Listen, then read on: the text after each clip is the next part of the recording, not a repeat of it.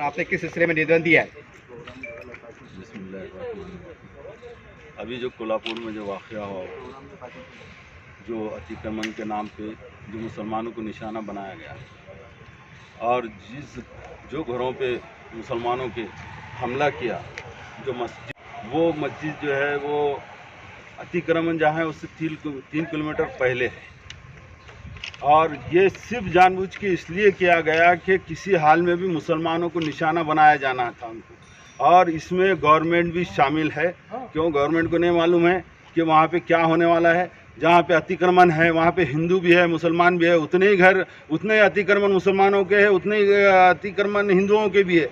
हिंदू लोग भी वहाँ पे हाई कोर्ट में गए हुए हैं, और सिर्फ निशाना मुसलमानों के घरों को बनाया गया है। जो पूना से बाइक पे आए, हर तरफ से बाइक पे आए, गाड़ियों पे आए, क्या पुलिस प्रशासन को नहीं मालूम? देखते ठहरे और जानबूझ के मुसलमानों के घरों को निशाना बनाया गया, मुसलमानों के घरों को जलाया गया, वहाँ पे औरतों को मारा गया, तलवारों से मारा गया। आप देखो घर के क्या हाल है, जो टीवी पे हम देख रहे, वहाँ पे हमारे लोग जाना चाह रहे तो वहाँ पे जाने भी नहीं दे रहे। इसके माने ये है कि इसमें गवर्नमेंट भी इसमें शामिल है, होम डिपार्टमेंट भी इसमें शामिल है। क्यों नहीं वो लोगों को अभी तक अरेस्ट किया गया? 2-5 अरेस्ट करके खाली प्रेस नोट में बता रहेगा अरेस्ट करें, उनके ऊपर यूपीए लगाना चाहिए, उनके ऊपर देशद्रोही का गुनाह लगाना चाहिए, ताकि ये वाक़यात नहीं होना। ये जानबूझ के इसलिए कर रहे हैं। महाराष्ट्र में असेंबली के इलेक्शन आ रहे और उनके पास कोई चीज़ नहीं बची हुई है। जो अभी लोकसभा का इलेक्शन आया, अब ये हिंदू मुस्लिम करके दरार डाल के ये अपना इलेक्शन जीतना चाह रहे, मगर ये इंशाल्लाह ये नाकाम होंगे। ये सबको मालूम है क्या हो रहा है। बस हमको ये है कि हमको इंसाफ होना चाहिए, और ख़ास करके मैं अपने मुसलमान भाइयों से ये बात करना चाहता हूँ कि उनके हक़ में दुआ करिए, और इंशाल्लाह हम यहाँ पे सब जमा करके उनको पूरी मदद करने की कोशिश करेंगे। और गवर्नमेंट का काम है कि उनका पुनर्वासन फिर से करना चाहिए, फिर से उनको पूरे इमदाद दे के फिर से उनके घर और मस्जिद बना के देना चाहिए। और जब मालूम था ये 15 दिन से लफड़ा चल रहा था, तो क्यों मस्जिद के बाहर सिक्योरिटी नहीं रख सकते थे? ये जानबूझ के पूरा उसमें शामिल है। इसमें बीजेपी शामिल है, उसमें फडणवीस शामिल है, होम मिनिस्टर शामिल है। ये मेरा सीधा आरोप है। सर जैसा कि अलग अलग निवेदन आ रहे हैं, एक साथ एक ही निवेदन पे क्यों नहीं काम होता पूरे शहर का?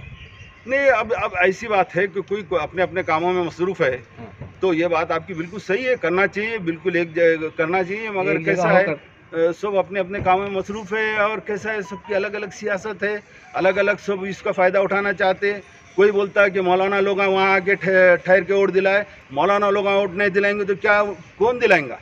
ये बात याद रखो। आज जो मौलाना लोगों ने जो अल्हम्दुलिल्लाह जो स्टैंड लिया, आज जो बीजेपी हुकूमत है, मोदी शाह की हुकूमत है, जो बैसाखी पे आई, इन मौलाना लोगों की दूरअंदेशी से आई, इनके दुआओं से, इनके इत्तेकाफ़, इस वजह से ये जातिवादी पार्टी हट गई। अगरचे समझो ये नहीं होता तो आज ये मुल्क हिंदू राष्ट्र बन गया था। समझ रहे क्या? हिंदू राष्ट्र बन गया है ये मौलाना लोगों की दुआओं से, मौलाना लोगों की मेहनत से। आज एनडीए तो जिस तरीक़े से उलमाओं ने हमारे काम किया, हम उलमाओं के पीछे रहेंगे इंशाल्लाह। अगले बार भी उलमाओं के पीछे रहेंगे, और अभी भी हमारी उलमाओं से गुजारिश है कि हमको सही रास्ता दिखाए, सही किसके साथ रहना ये दिखाए। इस वजह से हम उलमाओं के साथ है, और जो उलमाओं के ख़िलाफ़ है, जो उलमाओं के ख़िलाफ़ बोल रहे हैं, उनकी बदनसीबी है। वो मकरू जो बोला वो बदनसीबी है उसकी, जो उलमाओं के ख़िलाफ़ बोल रहा। आज सारे हिंदुस्तान के उलमा एक जगह आकर जो हालात लाए इस मुल्क में, जो इनके जो सपना था, जो मोदी शाह का जो सपना था, उसको नाकाम किए, बैसाखी पे आए। और आज अल्हम्दुलिल्लाह आज जो सुकून में है, जो आज हमारे ख़िलाफ़ कोई स्टंट नहीं कर सक रहे हैं, उसकी वजह यह है कि जो हमारे उलमाए जो हमारे लिए सही गाइडेंस करते। अब ये बात ये क्यों लाए, तो आप बोल रहे कि सब एक जगह में दे के नहीं देते। कैसा देंगे एक जगह में? किस तरीके से देंगे? सब अपनी अपनी राजनीति कर रहे, सब अपनी अपनी। हम सेकुलर पार्टी के हैं, जो शुरू से है आज तक वही है, और हम वही रहेंगे। हम कभी राजनीति नहीं करेंगे वोटों के वास्ते। अब वो दिंडी यात्रा निकली, पिछले बार दिंडी यात्रा में वो मकरू वहाँ जाके स्टेज लगा के उनका स्वागत किया था। आपके किया नहीं किया? आपके इसलिए नहीं किया कि उसको इलेक्शन में ठहरना नहीं है। तो अब ये असेंबली इलेक्शन में इसको मुद्दा बना के, उलमाओं को नाम रख के, उलमाओं को टारगेट करके मकरू ये मुसलमानों का नाम बदनाम करना चाह रहा है। और ये हमारे उलमाए जो है, ये अल्हम्दुलिल्लाह ये हमारे उलमाए खाली 2 रकात पढ़ेंगे तो इसका वाटोला हो जाएगा। 2 रकात नहीं, खाली पानी के लोटे का मोहताज है ये। बस हमको ये बोलना है। सर मेरा एक सवाल ले लेता सर, हमने इससे पहले देखा है जब निपुण शर्मा का वाक़या पेश आया था, हुजूर की शान में उस्ताद का मामला था जब, और औरंगाबाद नाम बचाने की बात हुई थी, तो औरंगाबाद शहर ने देखा है कि तमाम आप जैसे मोतबर लोग एक प्लेटफॉर्म पे आए थे और मुत्तहद होकर एक नमूना बने थे आप इत्तेहाद का।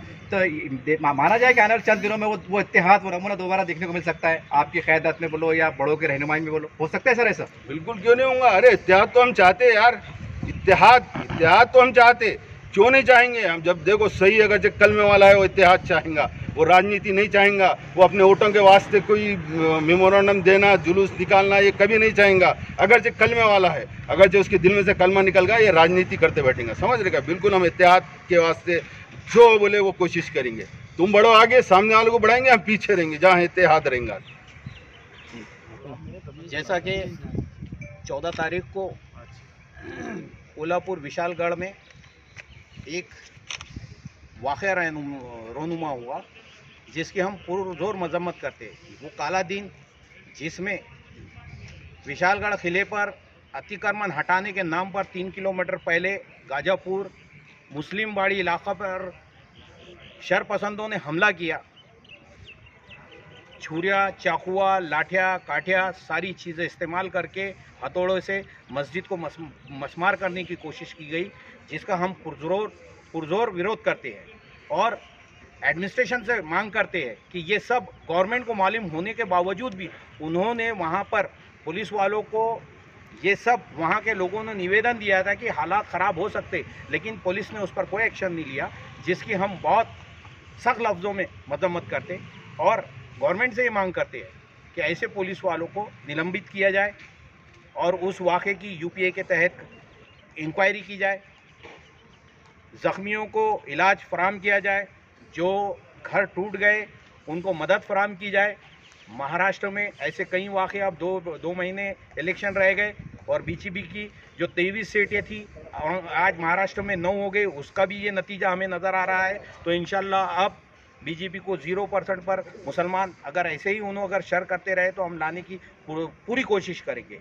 और जिस तरह हमारे पास हमारे कायदीन यहाँ मौजूद है और ये कोशिशें कर रहे हैं, और हमारे शहर अध्यक्ष रात से जो तो गाज़ापुर और विशालगढ़ गए हुए हैं, वो लोगों की मदद लेकर गए।